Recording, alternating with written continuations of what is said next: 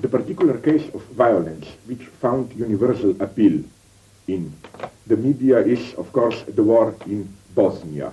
One of the recurrent motives of the media is compassion with the victims. What's the role of this compassion? Why this compassion? The problem of the West, of the big media, was how to show compassion, but while precisely by showing compassion, avoiding the identification with this horrifying gaze of the other, in other words, maintain a proper distance. I think that the whole point of compassion is that it allows you breathing space, it allows you a kind of patronizing distance towards the other. If you say, isn't it horrible to see the kid whose leg was blown apart with a Serbian bomb on a Sarajevo street, okay, this is still nothing against it, pure shock. But the logic of solidarity is not this. The logic of solidarity is, isn't it nice to be touched with millions of other people with the scene of a kid whose leg was blown apart, so that the true point is not you and the poor kid. The true point is your identification with all of other people who feel good precisely by being solidary. This is, as it were, the constitutive life in this solidarity, which is why I think that it's even more complicated here.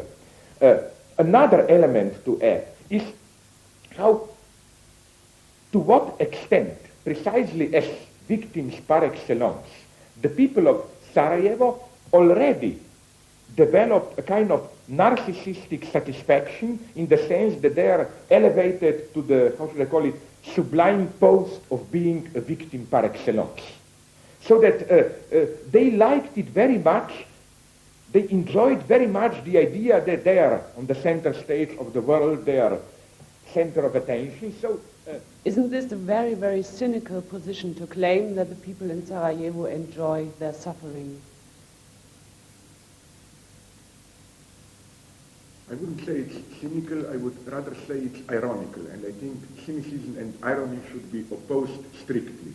It would be cynical if this would mean, you see, they are not really suffering, they are really enjoying it effectively. If you approach it in an ironic way, it's the opposite.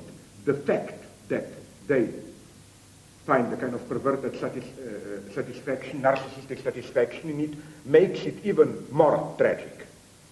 Or to use an example from a different domain where we have to make the same distinction, let's say that a woman is raped, and let's say that while she is raped, it can happen, she is at the same time at least minimally sexually aroused. Now, the male chauvinist cynicism would be, of course, you see, it's not really a rape, she secretly enjoyed it. I think the proper feminist thing to do, it's not to deny the enjoyment, but to say this makes it even more tragic, this makes it even more horrible. Would you really claim she enjoys it? It is possible to enjoy it. Okay, I mean, what I know from reports of women. I'm not claiming to read woman's mind, but as to the last part of your question, is it possible to enjoy it? I claim that there definitely is impossible to enjoy it. That's the whole lesson of psychoanalysis, that you can enjoy your pain, you can enjoy your humiliation.